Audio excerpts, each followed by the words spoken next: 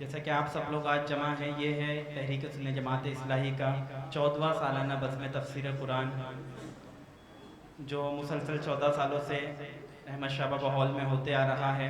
حضرت نے اس کی ضرورت سمجھی کہ لوگوں کو قرآن شریف سمجھانے کا اہتمام کیا جائے، تو اس میں ہفتہ واری بزم تفسیر قرآن کے سیشنز رکھے گئے، اور مسجد میں فجر کے بعد تفسیر قرآن کا اور یہ سالانہ بزم تفسیر قرآن کا اہتمام کیا گیا۔ اب میں بلا کسی تاخیر کے حضرت کو مائک پہ بلانا چاہوں گا، جن سے میری مراد پیر طریقت رہبر شریعت حضرت علامہ مولانا مفتی قاری شریف صابری صاحب، امیر سنی جماعت اصلاحی مقاضی اصلاحی دارالقضا شہر تھانے سے، کہ وہ مائک پر آئیں۔ محترم حاضرین، السلام علیکم ورحمۃ اللہ وبرکاتہ۔ الحمدللہ رب العالمین، والصلاة والسلام علی سید الانبیاء والمرسلین وعلی آلہ واصحابہ اجمعین، اما بعد فاعوذ باللہ من الشیطان الرجیم، بسم اللہ الرحمن الرحیم۔ وَلَقَدْ نَصَرَكُمُ اللَّهُ بِبَدْرٍ وَأَنْتُمْ أَذِلَّةٌ فَاتَّقُوا اللَّهَ لَعَلَّكُمْ تَشْكُرُونَ۔ آمنت باللہ، صدق اللہ العظیم وصدق رسولہ النبی الامین الکریم، ونحن علی ذلک لمن الشاہدین والشاکرین، والحمد للہ رب العالمین۔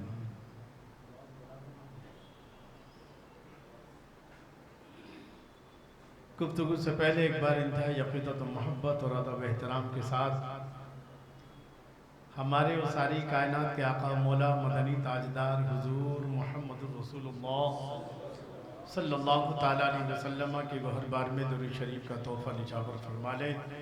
اللہم صلی علی سیدنا و مولانا محمد و بارک وسلم، صلاۃ و سلام علیک یا رسول اللہ یا حبیب اللہ۔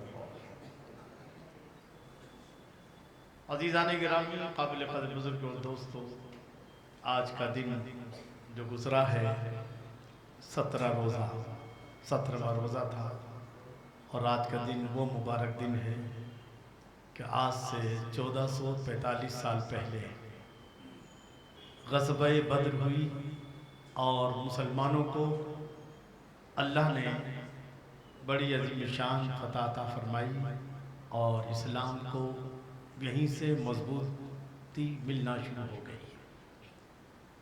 تو یہ آج کا دن بڑا مبارک دن ہے۔ میں نے جس آیت کریمہ کی تلاوت کا شرف حاصل کیا ہے، یہ سورہ آل عمران کی 133ویں آیت کریمہ ہے، سورہ آل عمران کی، جس میں رب ارشاد فرماتا ہے وَلَقَدْ نَصَرَكُمُ اللَّهُ بِبَدْرٍ وَأَنْتُمْ أَذِلَّةٌ۔ اللہ فرماتا ہے کہ اللہ نے تمہاری مدد فرمائی بدر میں، اللہ نے تمہاری مدد فرمائی بدر میں، وَأَنْتُمْ أَذِلَّةٌ، جبکہ تم ہر لحاظ سے کمزور تھے۔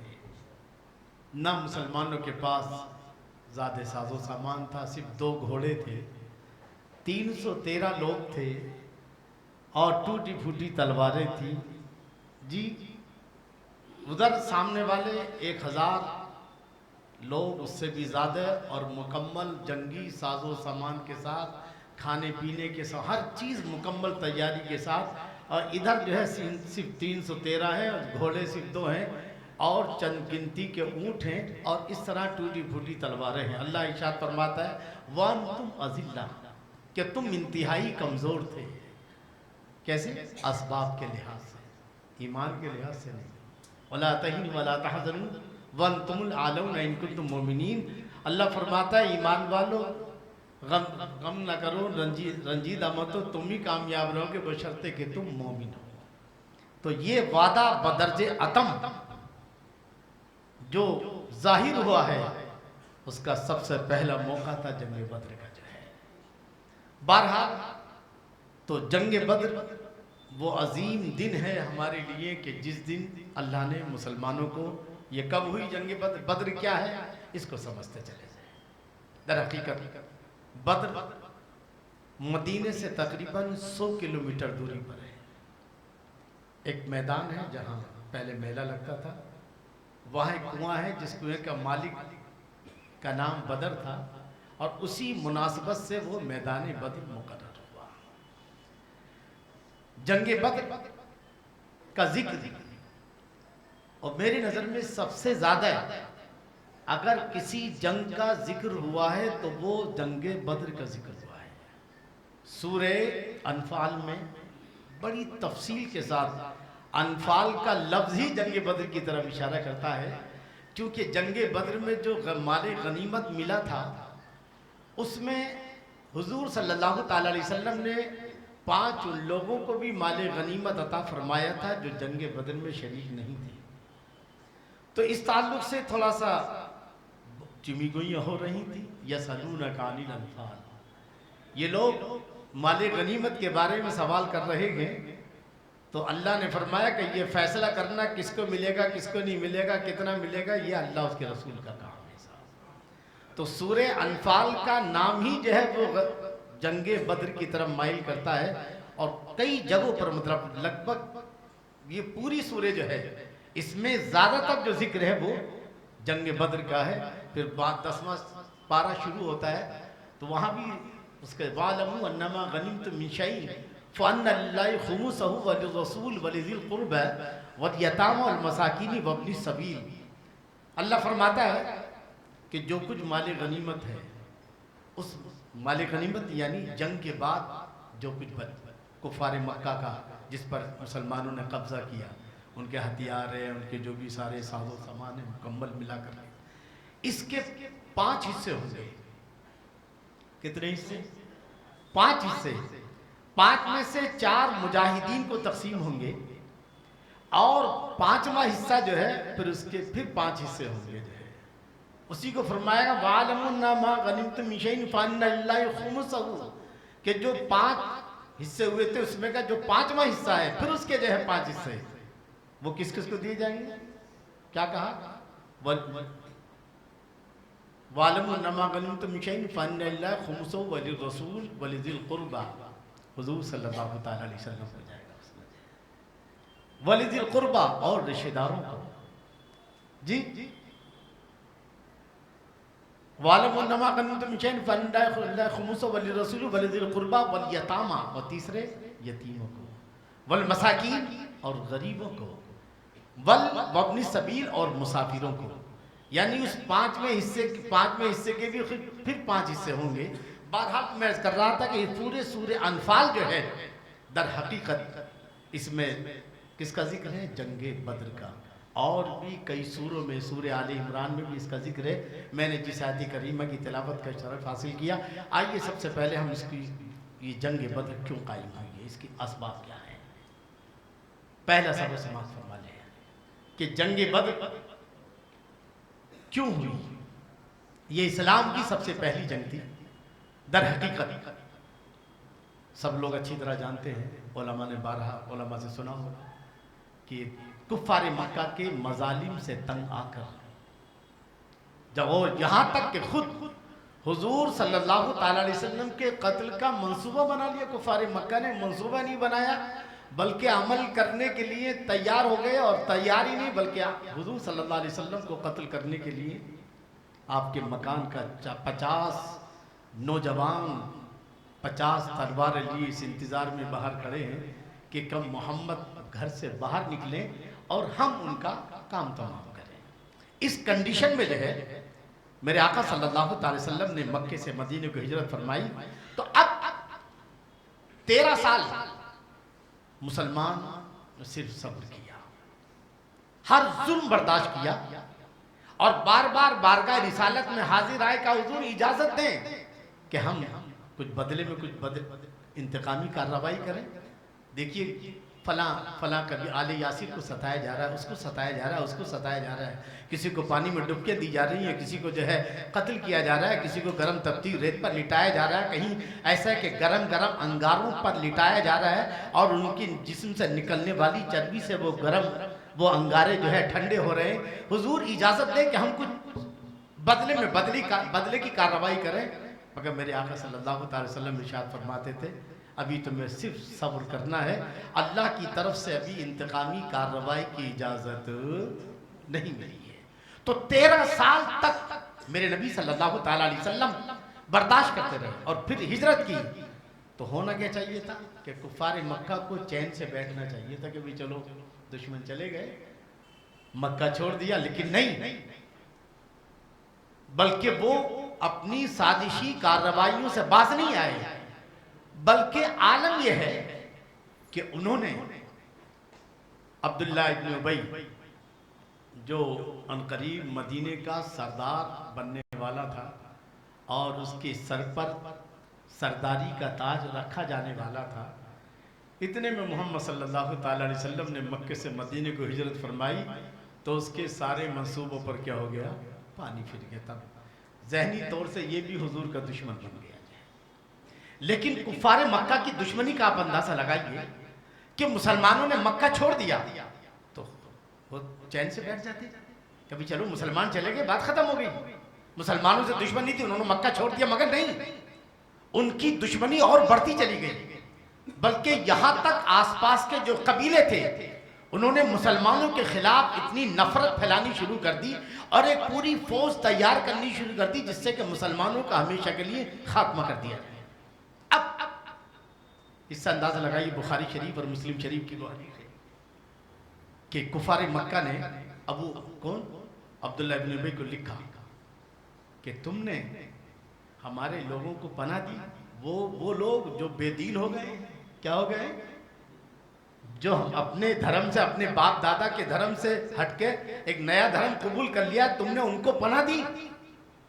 تو اب یا تو تم لوگوں کو قتل کرو جو مسلمان آئے ہیں, یا پھر ان کو اپنے شہر مدینے سے نکال دو, نہیں تو ہم مدینے پر چڑھائی کریں گے اور تمہارے نوجوانوں کو قتل کریں گے, لڑنے والوں کو, اور تمہاری عورتوں پر قبضہ کر لیں گے. یہ کس نے, کفار مکہ نے کس کے پاس خط لکھا, عبداللہ ابن ابی کے پاس میں.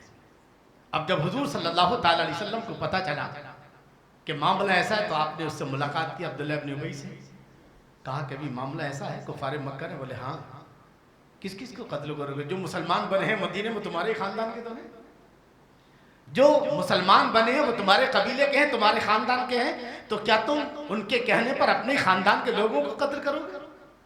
بہرحال وہ اس ارادے سے باز آ گیا, اس نے جو ہے. تو اب اس سے اندازہ لگا سکتے ہیں کہ کفار مکہ چین سے نہیں بیٹھے. دوسری وجہ, اب ایک چیز اور سمجھ لیں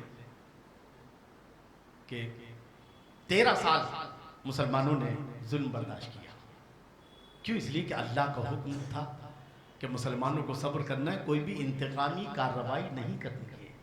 لیکن اب جب مکے ہجری 2 میں اللہ نے مسلمانوں کو اجازت دی تھی, اذن للذین یقاتلون بانہم ظلموا وان اللہ علی نصرہم لقدیر الذین اخرجوا من دیارہم بغیر حق الا ان یقولوا ربنا اللہ. اب اجازت مل گئی انتقامی کارروائی کا. اللہ ارشاد فرماتا ہے سورہ حج میں, اجازت دے دی گئی ان لوگوں کو جنہیں قتل کیا گیا, جن پر ظلم کیا گیا, کہ وہ اب اپنے دفاع میں, اپنے ڈیفینس میں تلوار اٹھا سکتے ہیں, اور جو ظلم کر رہے ہیں ان کے خلاف لڑ سکتے ہیں. اب اجازت ہو گئی, اب تک صبر تھا, اور اب کیا ہو گئی, یہ پہلی آیت تھی. یہ کب, 12 صفر 2 ہجری کو یہ آیت نازل ہوئی. پہلی آیت, مسلمانوں کو جہاد کی اجازت مل گئی ہے.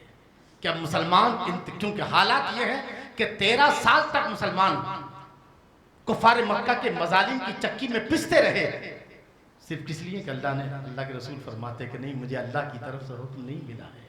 جی اب اجازت مل گئی, کیونکہ کفار مکہ اپنے آس پاس کے سارے قبیلوں کو ملا کر اب وہ مسلمانوں کو ہمیشہ کے لیے نیست و نابود کرنا چاہتے ہیں. ادھر اللہ نے بھی اجازت دے دی ہے کہ اے مسلمانوں, تمہیں اجازت ہے کہ تم اپنے بدلے میں, اپنے انتقامی کارروائی میں جو ہے جس کو ستایا جا رہا ہے اور جو ستا رہا ہے, تو مسلمان جو ستایا جا رہا ہے وہ اپنے دفاع میں تلوار اٹھا سکتا ہے, اس سے بدلہ لے سکتا ہے. یہ پہلی آیت ہے, اور اس آیت کے اس میں امت کا اتفاق ہے. لیکن حضرت تفسیر ابن جریر میں امام محمد بن شعیب زہری علیہ الرحمہ وہ فرماتے کہ جہاد کی سب سے جو اجازت ملی, یہ پہلی آیت ہے मगर तफसीर इब्न जरीर में क्या जिहाद की सबसे पहली आयत जो है वो ये है जो सूरह बकरा की है, क्या वक़ातिलू फ़ी सबीलिल्लाहि लज़ीना युक़ातिलूनकुम, और तुम उनसे लड़ो जो तुमसे लड़ते हैं। वला तुक़ातिलू इंदल मस्जिदिल हराम, मगर मस्जिद हराम के करीब कत्ल मत करना, लेकिन अगर वो तुम्हें कत्ल हत्ता युक़ातिलूकुम फ़ी, लेकिन अगर वो तुम्हें मस्जिद हराम के पास में कत्ल करते हैं तो फिर तुम्हें मत छोड़ना। वक़्तुलूहुम हैज़ु सक़िफ़्तुम, जहाँ वो तुम्हें कत्ल करें वहाँ तुम उन्हें कत्ल करो, छोड़ो मत जो है। तो हज़रत इब्न जरीर फरमाते हैं तफसीर इब्न जरीर में कि ये पहली आयत है, लेकिन बहरहाल उम्मत का जो इजमा है वो इस बात पर है कि पहली जो आयत नाजिल हुई है जिहाद के ताल्लुक से वो है उज़िन लिल्लज़ीना युक़ातिलूना बिअन्नहुम ज़ुलिमू। बहरहाल तो अब इजाज़त मिल चुकी थी कि मुसलमान अपने दिफा में उठें और दुश्मनों के खिलाफ सीना तान के तैयार खड़े हो जाए। तो पहली वजह क्या थी कि कुफार मक्का ने अब मुकम्मल तैयारी कर ली मुसलमानों को हमेशा के लिए मिटाने के लिए। दूसरी वजह क्या है जंग बद्र की? दूसरी वजह यह है कि एक सहाबी हजरत साद बिन मुआज़ वो उम्रा करने के लिए गए मक्का। क्या करने के लिए? उम्रा करने के लिए। और उमैया बिन खलफ उनका दोस्त था, ये उनके यहाँ ठहरे। और जब ये उमैया बिन खलफ के साथ में मक्के काबे का तवाफ करने गए तो अबू जहल से रास्ते में मुलाकात। अबू जहल ने पूछा उमैया ये कौन है? बोले ये साद बिन मुआज़ है, जो मदीने से आए, ये तवाफ करना चाहते हैं। अच्छा तुम ही लोग हो ना जिन्होंने मोहम्मद सल्लल्लाहु अलैहि वसल्लम उनके साथियों को पनाह दी है। अगर तू उमैया बिन खलफ के साथ ना होता तो आज तू यहाँ से जिंदा नहीं जाता।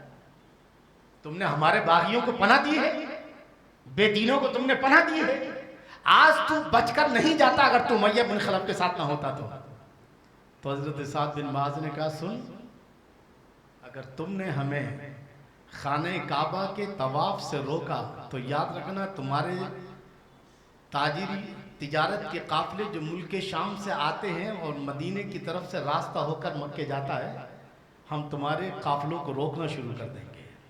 क्या करना शुरू कर देंगे? अगर तुम हमारे लिए खाने काबे के दरवाजे बंद करोगे तो हम तुम्हारे लिए मुल्क शाम की तिजारत के दरवाजे बंद कर देंगे। याद रखना।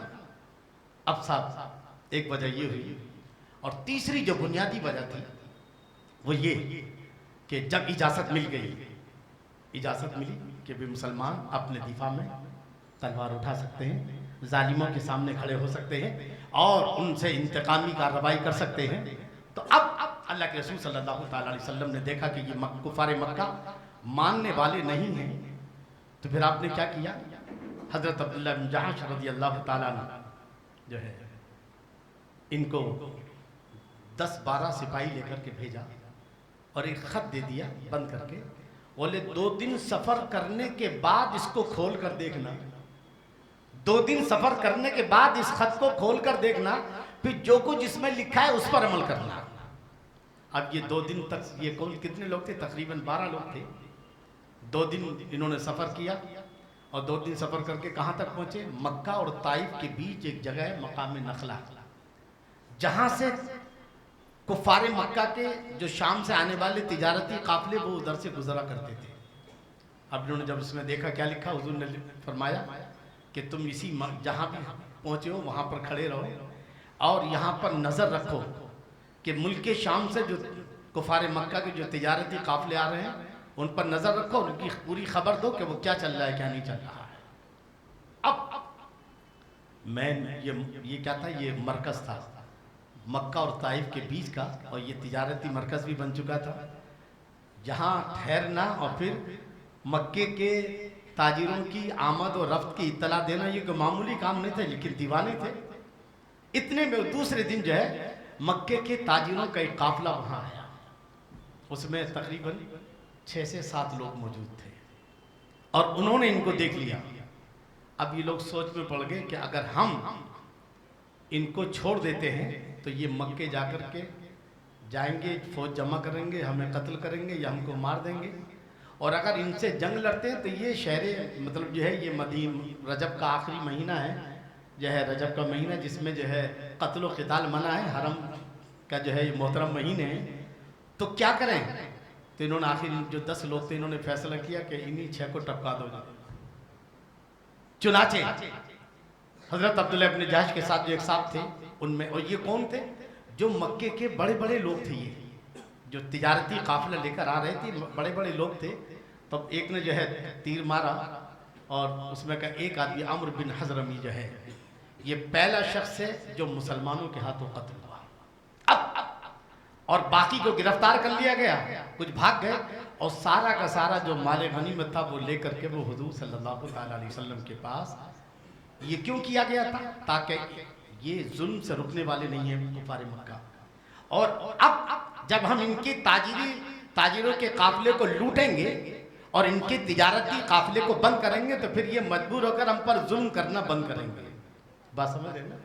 اس ناطے سے میرے نبی صلی اللہ تعالیٰ علیہ وسلم نے اپنے جو ہے صحابہ اکرام کے قافلوں کو جو ہے مکے اور طائف کے بیچ جو ملک شام کے تجارتی قافلے تھے ان پر نظر رکھنا شروع کر دیا. اس طرح سے یہ لوگ جو 12 جو لوگ تھے کچھ کو پکڑ کے لے کر آیا جو مال غنیمت تھا. اب یہ خبر جب مکے میں پہنچی تو وہ تو ویسے بھی تیار بیٹھے تھے.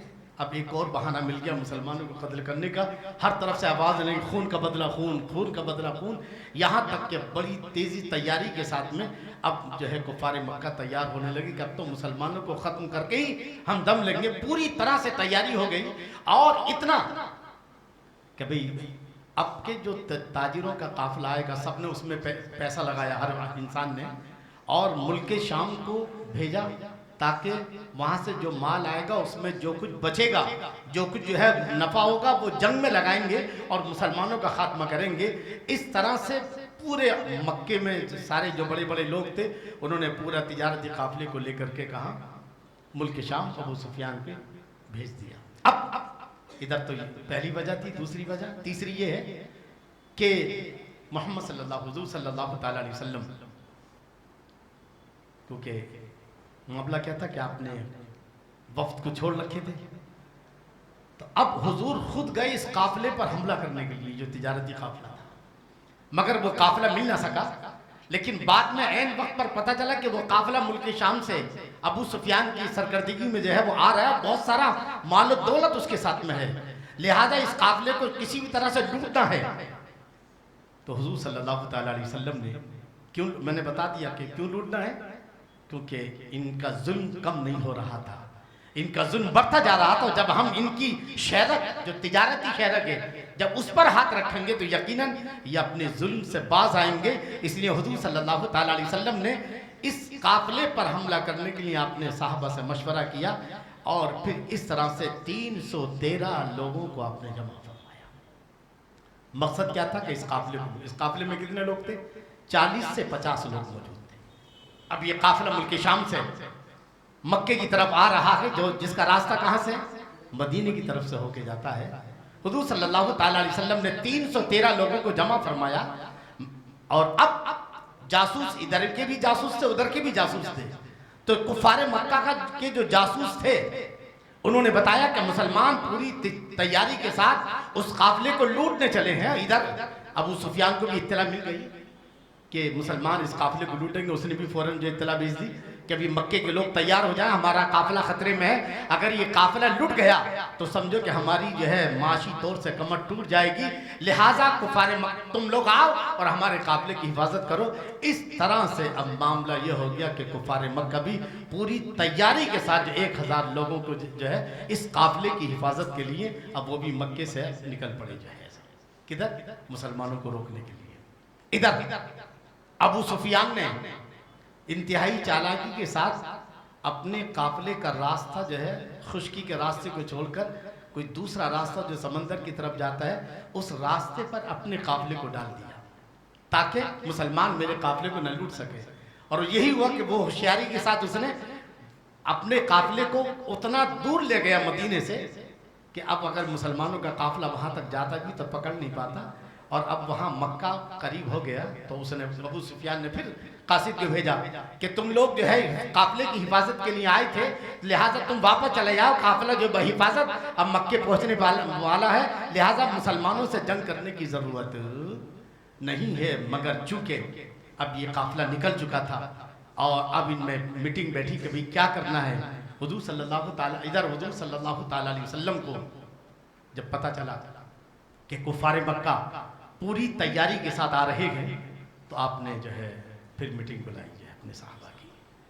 جو مہاجر صحابہ تھے حضرت صدیق حضرت عمر فاروق اعظم, انہوں نے کہا یا رسول اللہ جہاں آپ کا پسینہ گرے گا ہم خون بہائیں گے. مگر حضور صلی اللہ تعالی وسلم بار بار انصار صحابہ کی طرف دیکھ رہے تھے بار بار جو ہے. تو اس میں حضرت سعد بن معاذ اور دیگر جو انصاری صحابہ تھے مدینے کے جو مسلمان تھے, انصار کسے کہتے ہیں مدینے کے جو مسلمان تھے, جب انہوں نے دیکھا کہ حضور صلی اللہ تعالی علیہ وسلم بار بار ہماری طرف دیکھ رہے ہیں, کیونکہ 313 میں بھی صرف 60 مہاجر تھے, باقی سب انصار تھے جو ہے 313 میں. تو جب سعد بن معاذ نے دیکھا یا حضور ہماری طرف دیکھ رہے ہیں, عرض کہ یا رسول اللہ, کیونکہ انہوں نے وعدہ کیا تھا انصار صحابہ نے کہ اگر مدینے پر حملہ ہوا تو ہم اسلام کا دفاع کریں گے, مسلمانوں کا دفاع کریں گے, تو حضور بار بار دیکھ رہے تھے جو ہے. تو حضرت سعد بن معاذ نے کہا یا رسول اللہ آپ ہماری طرف دیکھ رہے ہیں تو ہماری طرف سے مطمئن ہم وہ نہیں ہیں کہ جب حضرت موسیٰ علیہ السلام کی امتیوں, جب آپ نے اپنے امتیوں سے کہا تھا, کیا کہا تھا کہ چلو ایک فوج سے جو ہے فرعون کی فوج سے جو ہے جہاد کرنا ہے, لیکن انہوں نے کیا کہا تھا اذهب انت وربک, تم جاؤ تمہارا خدا جائے, ہم اس میں سے نہیں. یا رسول اللہ جہاں آپ کا پسینہ گرے گا ہم وہاں اپنا خون بہا بالکل تیار ہیں, ہم تن من دھن سے ہر طرح سے جو ہے تیار رہیں گے.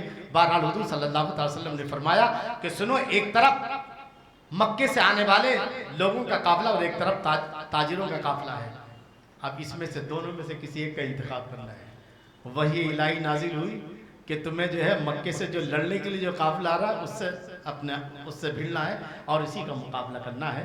بہرحال ادھر ابو سفیان دوسرے راستے سے نکل گیا اور اس نے کہا کہ واپس چلے جاؤ تم لوگ, قافلہ محفوظ ہے اور میں مکے پہنچنے والا ہوں. مگر جو ہے عتبہ اور دیگر جو لوگ تھے ان میں کے کچھ وہ لوگ تھے جو واپس چلے گئے, اور عتبہ نے کہا کہ جب ہمارا قافلہ محفوظ ہے, ہم قافلے کی حفاظت کے لیے تو چلے تھے نا, اور قافلہ محفوظ ہے اور ہم قریب 1-2 دن کے اندر ابو سفیان پہنچنے والے ہیں, لہٰذا ہمیں واپس جانا چاہیے. تو ابو جہل بہت جہالت کا باپ تھا, اس نے کہا اچھا تو ابھی بزدل ہو گیا, تیرا بیٹا تو محمد کے ساتھ میں ہے نا, تیرا بیٹا جو ہے محمد کے ساتھ میں ہے اور وہ بھی فوج میں ہے, اس لیے تو چاہتا کہ لڑائی نہ ہو. نہیں, یہ لڑائی ہو کر رہے گی. بہرحال جو ہے لڑائی ٹلتے ٹلتے بھی ٹھن گئی, اور اس طرح سے اب حضور صلی اللہ تعالیٰ, یہ لوگ پہلے ہی میدان بدر میں پہنچ چکے تھے اور جو ہے انہوں نے بدر کے جو بڑے بڑے کنویں تھے ان پر قبضہ کر لیا, اور جو اچھی زمین تھی جو ہے وہاں پر انہوں نے خیمے گاڑ دیے. حضور صلی اللہ تعالیٰ علیہ وسلم جب پہنچے تو اچھی جگہ ان کے پاس تھی, اور ادھر حضور صلی اللہ تعالیٰ علیہ وسلم نے ریتیلی زمین پر اپنے خیمے, صحابہ سے کہا کہ ریتیلی زمین پر خیمے گاڑ دو. ریتیلی زمین کا عالم یہ تھا کہ اس میں پاؤں دھستے تھے, گھوڑوں کے بھی اور انسانوں کے بھی. اب یہاں کی مین چیز سمجھتے چلے, ایک صحابی تھے انصاری صحابہ, بہت کام کی بات ہے, انہوں نے دیکھا کہ حضور صلی اللہ تعالیٰ علیہ وسلم نے خیمے جو گاڑے ہیں وہ کوئی مناسب جگہ پہ نہیں ہے, ان کی اپنی ہے. انہوں نے کہا یا رسول اللہ یہ جو آپ نے خیمے گاڑے ہیں یہ وحی الہی کی وجہ سے ہے یا آپ کی جنگی تدبیر کی وجہ سے ہے؟ آپ نے فرمایا ایسا کچھ بھی نہیں ہے, ایسا وحی الہی ہے ایسا نہیں ہے. تو فرما عرض کی حضور تو پھر یہاں خیمے نہ لگائیں, بلکہ جو جہاں پانی کے چشمے ہیں, جن چشموں سے ان کے کنووں میں پانی آ رہا ہے, کہا کفار مکہ نے جن کنووں پر, ہم ان چشموں پر قبضہ کرتے ہیں تاکہ ان کا پانی بھی بند ہو جائے, اور ہم جو ہے اس جگہ پر. بہرحال حضور نے اس بات کو تسلیم کیا. یہ بات آج جو لوگ بڑے بڑے لوگ جو ہے ارے ہم ایسا ہے, نہیں, حضور صلی اللہ تعالیٰ علیہ وسلم نے بعض موقع پر صحابہ کے مشوروں کو قبول کیا ہے. سوچیے آپ جو ہے انداز تکلم دیکھیے ان کا. انہوں نے کہا یا رسول اللہ یہ جو آپ نے خیمے گاڑے ہیں یہاں پر ریتیلی زمین میں جہاں پیر دھس رہے ہیں, تو اب یہ وحی الہی ہے یا آپ کی حکمت عملی کیا ہے؟ آپ نے فرمایا کچھ بھی نہیں. کہا حضور اگر اجازت ہو تو یہاں نہ گاڑ کر کے. تو حضور نے ان کے مشورے کو قبول فرمایا. توجہ کے ساتھ سماعت کیجئے گا کہ اللہ رب العزت نے قرآن مجید میں ارشاد فرمایا شاورہم فی الامر, اپنے نبی سے کہا کہ صحابہ سے مشورہ کر لیا کرو. مشورے میں کیا ہے؟ یہ در حقیقت میں سمجھتا ہوں یہ تلقین امت کے لیے ہے کہ جب تم بڑے ہو جاؤ تو چھوٹوں کی مشوروں کو نظر انداز نہ کرنا. جب نبی امام الانبیاء, نبیوں کا امام, رسولوں کا امام جو ہے, اگر مشورہ کر سکتا ہے، اللہ مشورے کا حکم دے رہا ہے اور اپنے صحابہ کے مشورے کو قبول کر سکتا ہے، اس پر عمل کر سکتے ہیں، تو پھر آنے والی امت میں کوئی اگر بڑا ہو جائے، بلکہ اس چیزوں میں مشورہ ہو۔ بہرحال تو اب سارے چشموں پہ قبضہ کر لیا گیا، اور جو پانی چشموں سے جا رہا تھا وہ پانی روک دیا گیا، اور اب وہ پانی کے لیے ترسنے لگے کون؟ جو ہے کفار مکہ۔ ادھر اللہ تعالیٰ نے وَيَنزِلُ عَلَيْكُم مِّنَ السَّمَاءِ مَاءً لِيُطَهِّرَكُم بِهِ، اللہ نے بارش فرما دی۔ کیا فرما دی؟ اللہ نے بارش فرما دی، تو اب جو ریتیلی زمین تھی نا وہ تو اور بھی اچھی ہو گئی چلنے کے، اور جو اچھی زمین تھی وہاں کیچڑ ہو گیا، ان لوگوں کے لیے تکلیف بڑھ گئی، اور مسلمان بڑی آسانی سے وہاں رہنے لگے۔ پہلی مدد آسمان سے نازل ہوئی صاحب جی۔ اب اس کے بعد دیکھیے سب بندی شروع ہو جاتی ہے صاحب جی۔ ادھر 1000 کا لشکر ہے جو پوری جو ہے آب و تاب کے ساتھ، ہر ایک کے ساتھ گھوڑے ہیں، ہر ایک کے ساتھ 2 3 تلواریں ہیں، نیزے ہیں، بھالے ہیں، اور ادھر 313 ہیں جن میں بوڑھے ہیں، کچھ جوان ہیں، کچھ بچے بھی ہیں جو ہے جی، اور ساز و سامان بس جتنا جیسا بھی تھا حضور صلی اللہ علیہ وسلم۔ اور پھر دوسری بات کیا تھی کہ یہ اصل میں لڑنے کے لیے نہیں آئے تھے، یہ تو قافلے پر قبضہ کرنے کے لیے آئے تھے۔ سماعت کیجیے گا، جو قافلہ ملک شام سے تجارتی قافلہ جو ابو سفیان کی اس میں آیا تھا، اس قافلے کو لوٹنے کے لیے، قبضہ کرنے کے لیے حضور صلی اللہ علیہ وسلم 313 کو لے کر نکلے تھے، لیکن راستے میں پتہ چلا کہ کفار مکہ مسلمانوں کو مٹانے کے لیے آ رہے ہیں۔ سمجھ رہے نا؟ 313 پر اندازہ لگا سکتے ہیں کیا یہ تھا کہ بھئی لڑائی وڑائی تو ہوگی نہیں، وہ قافلے کے 40-50 لوگ ہیں، 2-4 ہاتھ تباہی ہوگی اور قبضہ کر کے جو ان کو لے آئیں گے، اس کنڈی تیاری کے ساتھ میں جو ہے بہرحال اب دونوں طرف کی فوجیں تیار ہیں۔ ادھر حضور صلی اللہ تعالیٰ علیہ وسلم پوری رات رو رہے ہیں سجدے میں، اے اللہ جو کچھ بھی تھا میں نے تیرے سامنے لا کر حاضر کر دیا ہے، اگر آج تیری مدد نہیں آئی، اگر آج ان کو شکست ہو گئی تو پھر قیامت تک تیرا کوئی نام لینے والا نہیں ہوگا، تیری کوئی عبادت لن تو بدا پھر تیری کوئی عبادت کرنے والا نہ ہوگا۔ اللہ اکبر۔ میرے آقا صلی اللہ تعالیٰ علیہ وسلم رو رو کر بارگاہ الہی میں دعا فرما رہے۔ سوچی یہ دعا مسجد نبوی شریف میں بھی ہو سکتی تھی، مگر میدان بدر میں اتر کر پتہ یہ چلا کہ اللہ کی مدد کب آتی ہے، بات سمجھ لیں۔ اللہ کی مدد کا ایک اصول ہے، ضابطہ ہے۔ اس سے یوں سمجھے کہ کسان بارش کا موسم آنے سے پہلے اپنی زمین کو جوتتا ہے، اس کا اوبڑ کھابڑ نکالتا ہے، پھر اس میں جو ہے بیج ڈالتا ہے، پھر اس کو برابر کرتا ہے، اور اپنے کرنے کی جتنے کام میں کھاد وغیرہ ڈال کر پھر کہتا ہے اللہ یہاں تک میرا کام ہے اور اس کے آگے اب تیرا کام ہے نا؟ پھر رب تبارک و تعالیٰ اس بیج کی پرورش کے لیے بارش کو بھیج رہا ہے نا؟ پھر سورج کو بھیج رہا ہے گرمی پہنچانے کے لیے، چاند کو بھیج رہا ہے ٹھنڈک پہنچانے کے لیے۔ ایک چھوٹا سا پودا ہے مگر اس کی نمو، اس کی پیدائش کے لیے، اس کی بڑھوتری کے لیے، اس کی آگے بڑھنے کے لیے جو ہے پوری کائنات کو اللہ نے اس کا خادم بنا دیا ہے۔ اور پھر اس طرح کچھ دنوں کے بعد وہ پودا اعلان کرتا ہے اے لوگوں اکیلا گیا تھا مگر فیملی کے ساتھ آ رہا ہوں۔ کیا کہ ساتھ آ رہا؟ اس نے تو کہا کہ مٹا دے اپنی ہستی کو اگر کچھ مرتبہ چاہے، مٹا دے اپنی ہستی کو اگر کچھ مرتبہ چاہے، کہ دانہ خاک میں مل کر گلے گلزار ہوتا ہے۔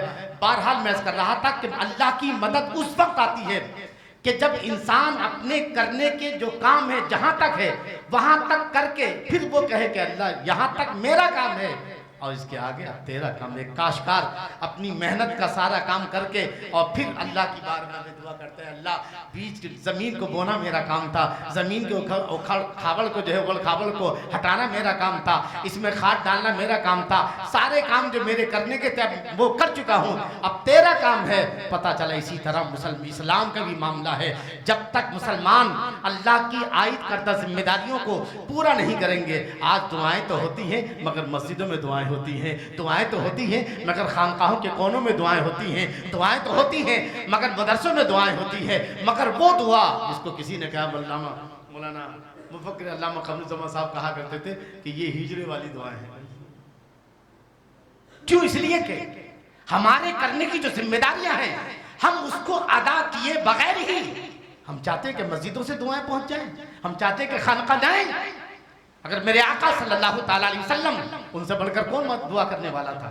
اگر آپ مسجد نبوی شریف میں بیٹھ کر دعا کرتے ہیں اللہ مکے سے آنے والے کافروں کو برباد کرتے تو برباد ہو جاتے، مگر نہیں، حضور نے آنے والی امت قیامت تک کے مسلمانوں کو، چونکہ آپ کی ذات کو آئیڈیل اور نمونہ بننا تھا، اس لیے جو کچھ بھی تھا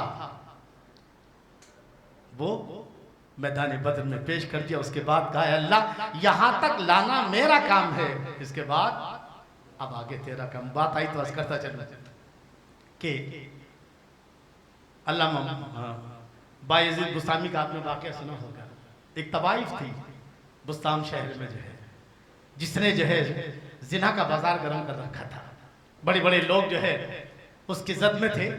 کسی نے آ کر کہا حضرت آپ بزرگ ہوتے ہوئے یہ شہر میں کیا چل رہا ہے؟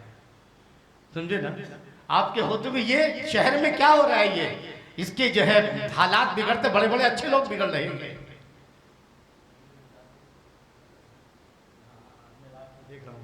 بہرحال حضرت تشریف لائے، میں اس کا شکر گزار ہوں، کیونکہ میں جانتا ہوں اچھی طرح سے کہ رات کی نیند کتنی اہم ضروری ہے. جی، اور ذمہ داریاں، امامت کی ذمہ داریاں، مجھے پتا ہے کہ بھی امامت کی کتنی اہم ذمہ داریاں ہوتی ہیں. میں شکر گزار ہوں آپ سب کا بھی جو ہے، اور حضرت کا بھی. اللہ تعالی ہم سب کو صحیح طرح اسلام پر چلنے کی توفیق عطا فرمائے. یاد رکھے یوں تو ہر ذکر کی محفل قابل احترام ہے، مگر سب سے زیادہ وہ ذکر کہ جس میں اللہ کی مراد کو سمجھا جائے، جہاں اللہ کے کلام کو سمجھا جائے، اس کی مرضی کو سمجھا جائے، وہ کیا چاہتا ہے اور کیا نہیں چاہتا ہے، وہ ہم سے کیا جو ہے لینا چاہتا ہے، کیا دینا چاہتا ہے. تو جس محفل میں قرآن کو سمجھا جائے، قرآن کو سمجھایا جائے، اس سے بڑھ کر اور کوئی محفل نہیں ہو سکتی ہے.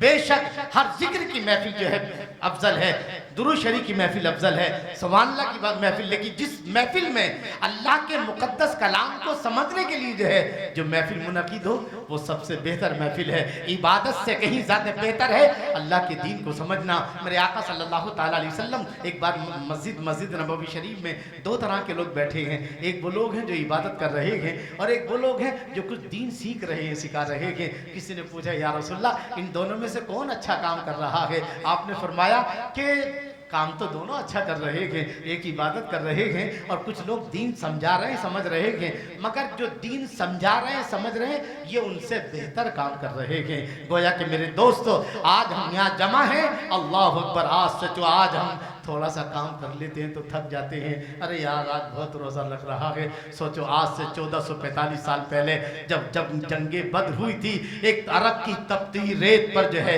ایک طرف 1000 کا لشکر ہے اور ایک طرف 313 ہے. کیسے انہوں نے جنگ لڑی ہوگی؟ کیا ان کو روزہ نہ لگا ہوگا؟ کیا ان کو پیاس نے نہیں ستایا ہوگا؟ کیا ان کو بھوک نے نہیں ستایا ہوگا؟ اندازہ لگا سکتے ہو کہ ایک مومن کی شان کیا ہونی چاہیے. آج ہم ان کا ذکر کر رہے ہیں. یقیناً جو ہے ہمیں اس بات پر یقین ہے کہ اللہ تعالیٰ بدر والوں کے فیضان سے ہم سب کو مالا مال فرمائے گا. آج ہم انہی کی محفل سجا رہے ہیں، انہی کا ذکر کر رہے ہیں، اور اس کے بعد انشاءاللہ سورہ فاتحہ اور چاروں کل کی تفسیر سماعت فرمائیں گے. میں کر رہا تھا میرے حضرت بایزید بسطامی بات کیا چل رہی تھی؟ اللہ کی مدد کب آتی ہے. آج 75 سال سے مسلمان دعا کر رہا ہے نا؟ کتنے سال سے؟ 75-78 سال ہو گئے دعا کرتے ہوئے، مگر معاملات بڑھتے چلے جا رہے ہیں، کم نہیں ہو رہے. دشمن دن بدن طاقتور ہوتا جا رہا ہے اور مسلمان کمزور. آخر یہ دعائیں باب اجابت تک کیوں نہیں پہنچ رہی ہیں؟ آخر یہ دعائیں اللہ تک کیوں نہیں پہنچ رہی ہیں؟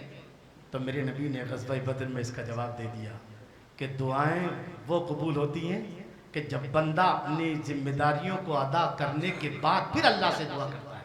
بہرحال تو حضرت بایزید بسطامی رحمۃ اللہ علیہ سے جب لوگوں نے کہا آپ کے ہوتے حضور یہ فاحشہ، یہ وحشیہ جو ہے ماحول خراب کر رہے پورے شہر کا، اور آپ دیکھ رہے ہیں. کہا اچھا بھائی ٹھیک ہے آ جائے. ایک دن صبح جو ہے رات کے شام کو گراہک آتے تھے اس کے. شام سے پہلے جو آپ نے اس کے دروازے کے آگے مصلی بچھا دیا. کیا بچھا دیا؟ اب اس کے جتنے بھی گراہک آ رہے تھے کشتارے حضرت ہیں، حضرت نماز پڑھنے مصلی پہ، ارے سارے واپس چلے گئے. یہاں تک کہ کسٹمر جتنے بھی آئے تھے، ارے حضرت، جہاں حضرت کا چہرہ دیکھا، ارے بھاگو بھاگو جلدی. تو اب اس نے، اس ویشیا نے کہا کہ کیا بات ہے، آج کوئی کسٹمر نہیں آیا، ذرا باہر جا کے دیکھو کیا مسئلہ ہے. رات کا وہ حصہ آ چکا ہے کہ جہاں اب کسٹمر آنے بند ہو جائیں گے، بات کیا ہے. تو خادم نے جا کے دیکھا کہ حضرت بایزید بستامی دروازے کے باہر مصلی لیے عبادت کر رہے ہیں. بولے کیا بات ہے؟ نے کہا وہ شہر کے جو بزرگ ہیں نا، بایزید بستامی جو ہے وہ دروازے کے پاس کھڑے ہیں، وہاں مصلی بچھائے عبادت. ارے خیر صاحب، خادمہ پھر باہر آئی. آپ نے خادمہ کو بلایا اور بلانے کے بعد کہا کہ اپنی مالکین سے پوچھو کہ میں اس سے ملنا چاہتا ہوں، میں اس سے ملنا چاہتا ہوں. کہا ٹھیک ہے تشریف لائے. آپ گئے اس کے گھر پہ. کہا بھائی آج کی تمہاری کتنی قیمت ہے؟ جتنے بھی تمہارے کسٹمر واپس چلے گئے سب قیمت مجھ سے لے لو، میں دینے کو تیار ہوں. آپ نے جو ہے ساری قیمت اس کو ادا کر دی. اب تم آج کی رات میرے لیے؟ بولے ہاں. جو میں کہوں گا وہ کرنے کو تیار ہوگی؟ بولے ہاں. کہا پہلے وضو کرو، اچھے سے غسل کرو. وضو کرایا. وضو کرانے کے بعد کہا کھڑے ہو جا، اس طرح نماز پڑھو.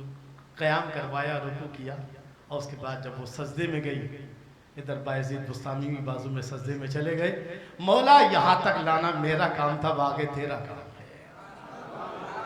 مولا یہاں تک لانا میرا کام تھا، اور اس کے دل کو بدلنا تیرا کام ہے. بس آپ نے سجدے سے ادھر، اس نے سجدے سے سر اٹھایا، ویشیا نے ادھر، آپ نے. اور اس کے بعد جیسی وہ اٹھی سجدے سے تو دیکھا کہ وہ رو رہی ہے، اس کی آنکھوں میں آنسو ہے، اور گڑ گڑا کر دعا کرے اللہ میری زندگی اب تک گناہوں میں گزری ہے، اے اللہ مجھے پاک فرما دے، اب میں تیرے بندے، تیرے اس بندے کی ہدایت کے مطابق عمل کروں گی. وہ جو تھی، جو بستان کی ویشیا تھی، وہ اپنے زمانے کی ولیہ بن گئی جو ہے. بہرحال بات یہاں سے شروع ہوئی تھی کہ مدد اس وقت آتی ہے کہ جب بندہ اپنے کرنے کا کام پورا کر دیتا ہے. میرے آقا صلی اللہ تعالیٰ علیہ وسلم بھی مسجد نبوی شریف میں دعا کر سکتے تھے، مگر نہیں. آپ کو قیامت تک نمونہ آئیڈیل بننا تھا.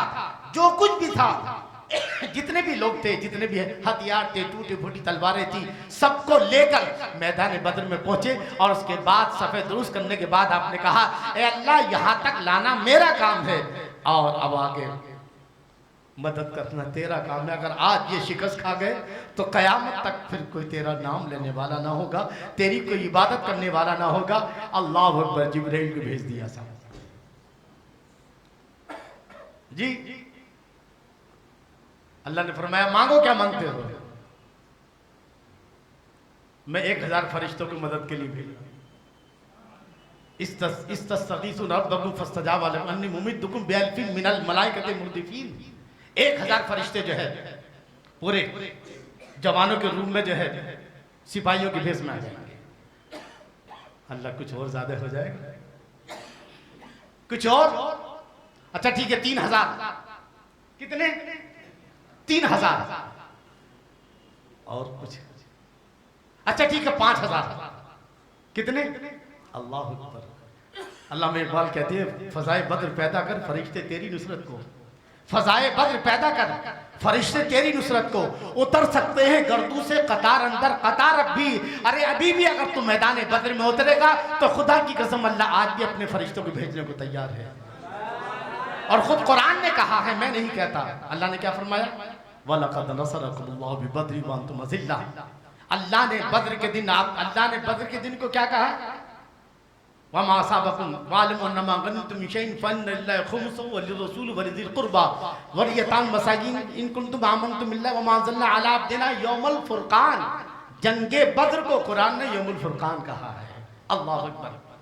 آگے قرآن میں کیا ہے؟ اللہ فرماتا ہے بِثَلَاثَةِ آلَافٍ مِّنَ الْمَلَائِکَةِ.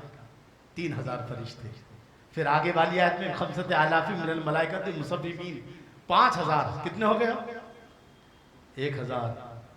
3000. کتنے ہو گئے؟ 4000. اور ادھر 5000. کتنے ہزار ہو گئے؟ 9000 فرشتے اللہ نے میدان بدر میں اتار دیے صاحب.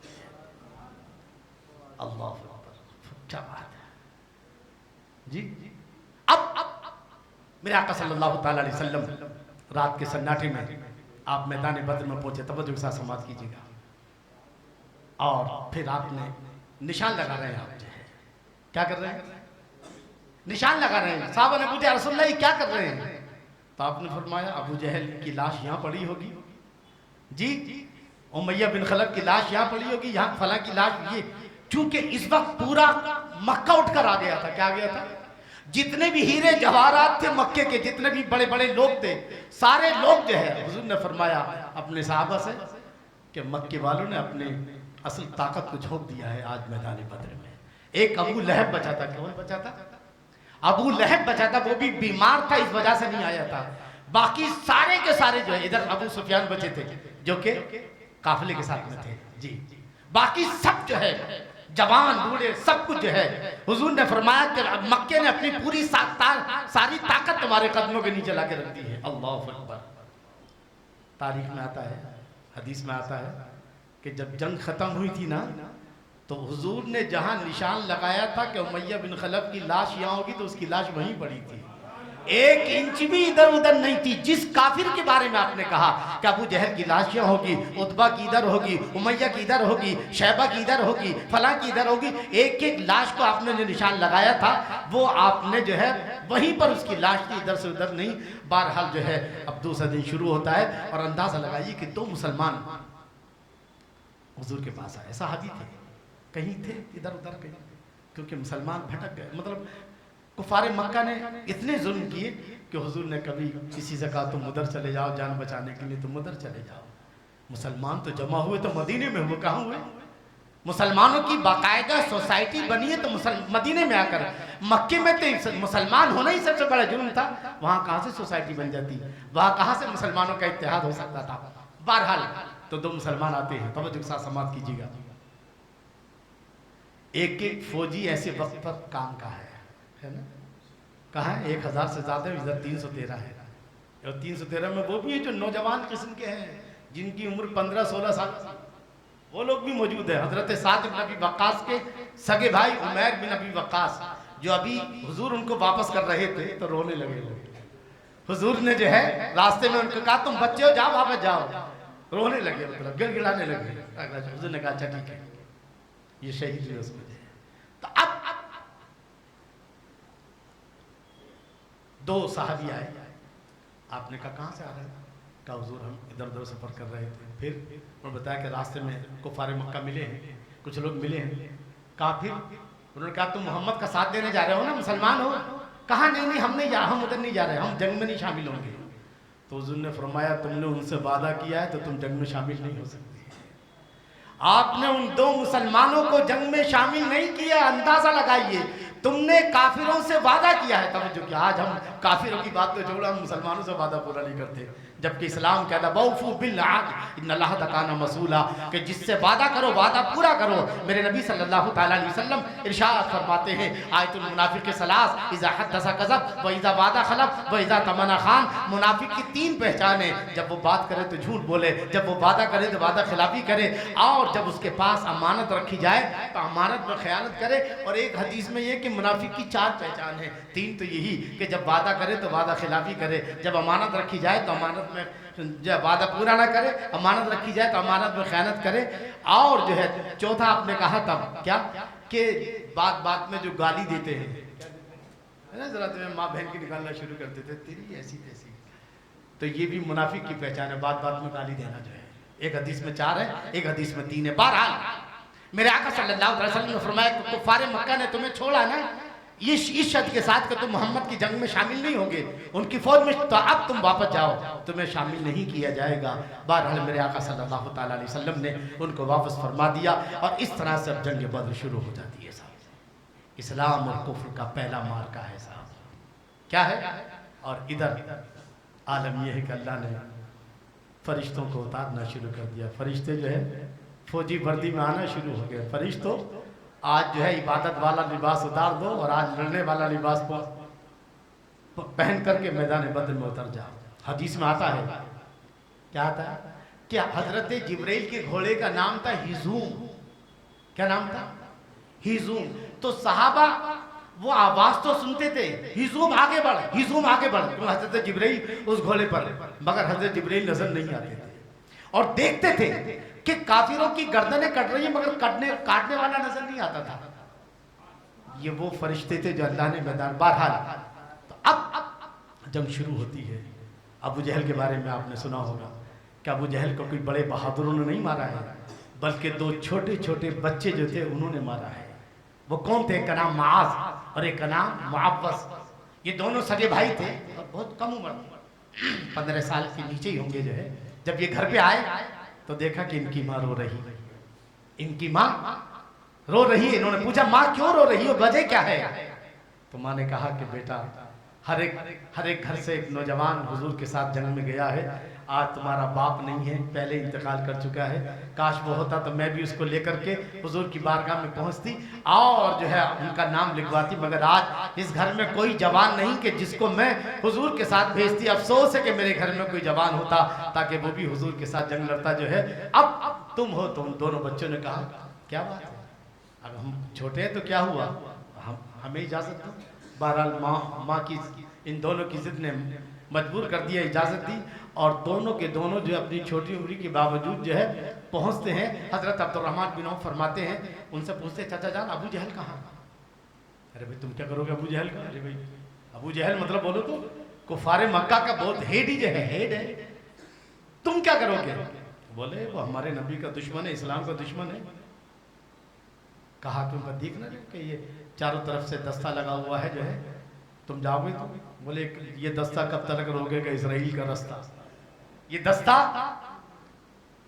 تاریخ میں آتا ہے کہ ان چھوٹے چھوٹے بچوں نے ابو جہل کا جو گھوڑا تھا اس گھوڑے کی ٹانگیں کاٹی، اور جب ٹانگیں کاٹی تو ابو جہل نیچے آیا اور دونوں بچوں نے جو ہے ابو جہل کو قتل کر کے جہنم میں پہنچا دیا.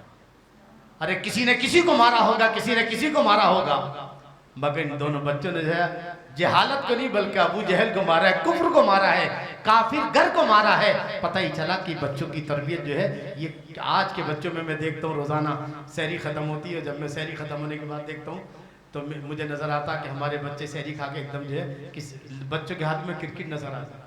کیا نظر آتا ہے؟ لیکن یہ کل کے بچے تھے کہ جن کا عالم یہ تھا کہ جنہیں ان کے ماں باپ نے سکھایا تھا کہ جب دین پر آج آ جائے تو کھیل ضروری نہیں ہے بلکہ پھر اسلام کی حفاظت کے لیے مقابلہ ضروری ہے. بہرحال جو ہے اللہ رب العزت نے حضور صلی اللہ تعالیٰ علیہ وسلم کو فتح عظیم عطا فرمائی. جب شروع میں پہلے انصاری جو صحابہ تھے مدینے کے وہ گئے لڑنے کے لیے تو ادھر سے کون تھا؟ ادھر سے ایک عتبہ تھا اور ولید اور ایک دوسرا جو ہے شیبہ، دونوں بڑے بڑے کافر تھے. تو پوچھا تم لوگ کون ہو؟ کہا مدینے کے انصار مسلمان. نے کہا تم جا، تمہارا ہم سے کوئی جھگڑا نہیں ہے، ہمارا جھگڑا ان مسلمانوں سے ہے جو مکے سے گئے ہیں. کہا ہمارے مقابلے کے لیے بھیجو جو مقابلے کا ہو. حضور صلی اللہ علیہ وسلم نے ولید کے مقابلے میں حضرت علی کو بھیجا، پھر جو ہے عتبہ کے مقابلے میں جو ہے حضرت حمزہ کو بھیجا اور شیبہ کے مقابلے میں حضرت عبیدہ کو بھیجا. اور اس کے بعد کہا ہاں اب جوڑی جو ہے. نتیجہ یہ ہوا کہ تھوڑی دیر میں حضرت علی نے جو ہے اپنی ذوالفقار حیدری سے جو ہے ولید کو قتل کر دیا، حضرت حمزہ نے جو ہے شیبہ کو قتل کر دیا اور حضرت عبیدہ جو تھے وہ خود زخمی ہو گئے. میں عرض کر رہا تھا اس طرح سے بہت جلدی جو ہے اللہ نے مسلمانوں کو فتح عطا فرمائی اور کافر جو ہے بھاگنے. کتنے؟ 70 کافر قتل کیے گئے، بڑے بڑے جتنے بھی کافر تھے کوئی نہیں بچا، سب کے سب جو ہے. اور جو بچے تھے 70 قتل ہوئے اور 70 ہی جو ہے قید میں ہوئے. کتنے؟ 70 قتل اور 70 ہی قید میں. اب جو ہے بہرحال اللہ نے مسلمانوں کو فتح عظیم عطا فرمائی اور پھر ان 70 لوگوں کو لے کر آپ جب مدینے میں پہنچے تو اندازہ لگائیے اب یہ ہو گیا کہ ان کو کیا کرنا ہے، ان 70 کو کیا کرنا ہے. اب مشورہ شروع. حضرت عمر فاروق اعظم نے کہا سب کو قتل کر دو. یہ وہی لوگ ہیں جو نے ہمارے خلاف جو ہے مدینے میں ظلم، مکے میں ظلم کیا تھا، سب کو قتل کر دیا جائے. حضرت صدیق نے کہا نہیں یار اتنی سختی کے ساتھ کام مت کرو. جی آپس میں رہتا تھا مطلب جو ہے حضرت عمر فاروق اعظم کی سختی اپنی جگہ پر ہے، حضرت عمر صدیق کی نرمی اپنی جگہ پر ہے. بہرحال ایسے ہی سمجھو جیسے کہ ہمارا جسم ہے کہ کہیں گوشت ہے نرم ہے تو کہیں ہڈی بھی ہے، ایسی در حقیقت یہ اسلام کا جسم تھا. اگر حضرت صدیق جو ہے گوشت ہے نرم ہے تو حضرت عمر فاروق اعظم جو ہڈی کی جگہ کام کر رہے ہیں. بہرحال فیصلہ یہ ہوا کہ جو پڑھے لکھے جو مالدار ہیں وہ فدیہ دے کر کے اپنے آپ کو چھڑا لیں، مطلب ہم ان کو آزاد کر دیں گے اور وہ مکے چلے جائیں. اور جو غریب ہیں لیکن وہ پڑھنا لکھنا جانتے ہیں تو وہ 10 مسلمانوں کو پڑھنا لکھنا سکھاتے ہیں. کتنے؟ 10 مسلمانوں کو پڑھنا لکھنا سکھا دیں گے، ہم ان کو چھوڑ دیں گے. اب آپ اندازہ لگائیے اس میں حضور صلی اللہ تعالیٰ علیہ وسلم کے داماد بھی شامل ہیں. یہ جو گرفتار ہو کے آئے اندازہ بڑا جذباتی بات کہ جب آپ کے چچا بھی شامل تھے. اب حضرت عباس جب کہا نا فدیہ دو اور چلے جاؤ تو حضرت عباس کا لگا میرے پاس تو کچھ بھی نہیں. تو آپ نے کہا وہ جو چلتے ٹائم جو چاچی سے بولا تھا تم نے وہ کہا کیا ہوا اس کا؟ حضور نے کیا فرمایا؟ جب آپ کے چچا وہ کافروں کی طرف سے تھے، اندازہ لگائیے آپ نے، چچا کافروں کی طرف سے لڑ رہے ہیں، جب گرفتار ہوئے تو کہنے لگے میرے پاس کچھ بھی نہیں، میں کیا دوں؟ بولے وہ جو چھوڑ کر آئے تھے چاچی کے پاس اس کا کیا ہوا؟ پتہ چلا کہ سچے نبی اللہ کی دلوں کی بھی خبر رکھتے ہیں. بہرحال اب ادھر حضرت زینب جو آپ کی بیٹی تھی وہ مسلمان ہو گئی تھی جب حضور نے اپنے نبی ہونے کا اعلان کیا، مگر ان کے جو شوہر تھے وہ اسلام نہیں لائے تھے اور انہوں نے آپ کی بیٹی زینب کو چھوڑا بھی نہیں، مطلب نکاح میں رکھا. اسی حالت میں جو حضور نے ہجرت کی، لیکن آپ کی بیٹی زینب وہ مدینہ میں مکے میں تھی اور یہ جو ہے ان کے شوہر مسلمانوں کے خلاف جو ہے یہ کفار مکہ کے ساتھ بہرحال گرفتار ہوئے. تو اب جب حضرت زینب کو پتہ چلا کہ تو انہوں نے ہار دیا، سونے کا ہار، اپنے شوہر کو چھڑانے کے توجہ کے ساتھ سماعت کریں. حضور صلی اللہ تعالیٰ علیہ وسلم نے کے پاس جب وہ ہار آیا تو حضور کی آنکھوں میں آنسو جاری ہو گئے. صاحب نے کہا رسول اللہ آپ کی آنکھوں میں آنسو کیوں ہیں؟ بولے یہ وہ ہار ہے جو حضرت خدیجہ نے اپنی بیٹی زینب کو دیا تھا اور آج وہ زینب نے اپنی شوہر کو چھڑانے کے لیے یہ بھیجا ہے. اے صحابہ اگر تم اجازت دو تو میں یہ ہار ان کو واپس کر دوں. اللہ نبی ہو کر کے اجازت مانگنا، توجہ آپ کیجئے. اے صحابہ اگر اجازت دو یہ میری بیوی کا وہ ہار ہے، زینب کی ماں کا حضرت خدیجہ کا وہ ہار ہے جو انہوں نے اپنی بیٹی کو دیا تھا اور ان سے میری یادیں وابستہ ہیں، اگر اجازت دو تو میں اس ہار کو واپس کر دوں. صاحب نے کہا رسول اللہ آپ پورا اختیار رکھتے ہیں، آپ جو چاہے کر آپ نے وہ واپس کر دیا اور اپنے داماد کو جو ہے وہ چھوڑ دیا. بہرحال میں اس کا رہا تھا کہ یہ جنگ بدر جو ہے در حقیقت اس عظیم یادگار ہے، یہ اس عظیم یادگار ہے اور مسلمانوں کی عظیم فتح. اس کے بعد ہی جو ہے پھر اسلام کا اٹھان شروع ہوا اور پھر اس طرح مسلمان جو ہے آگے کی طرف بڑھنے لگے. اللہ تعالی ہم سب کو صحیح معنی میں اسلام پر چلنے کی توفیق عطا فرمائے، ایمان پہ چلا ایمان پر خاتمہ نصیب فرمائے.